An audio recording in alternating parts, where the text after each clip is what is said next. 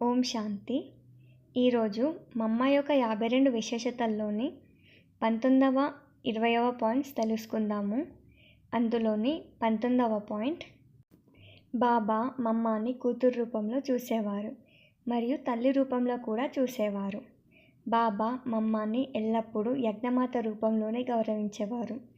అప్పుడప్పుడు బాబా మమ్మతో అనేవారు, మమ్మ, మీరైతే యజ్ఞమాత మరియు జగన్మాత ఉన్నారు, పిల్లలకి ప్రియ స్మృతులను ఇవ్వండి అని.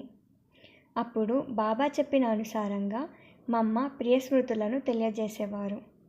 బాబా కూడా మమ్మని చాలా గౌరవించేవారు మరియు ఆ విధంగా వ్యవహరించేవారు కూడా.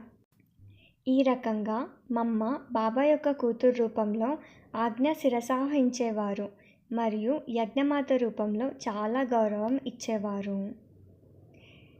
20వ పాయింట్, మమ్మాని చూస్తేనే ఎదుటి వాళ్లకు సాక్షాత్కారాలు మరియు అనుభవాలు అయ్యేవి. ఎందుకంటే మమ్మ యొక్క లోతైన తపస్య మరియు వారి ధారణ చూసే వాళ్లకు సాక్షాత్కారాలు అయిపోయేవి. బాబా యొక్క సాక్షాత్కారం అయ్యేది. మమ్మ ముందట ఎలాంటి కఠోరమైన విరోధి వ్యక్తి కూడా తల వంచేవారు.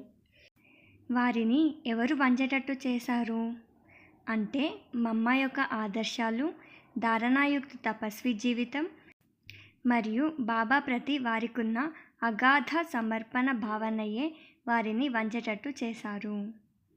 ఓం శాంతి.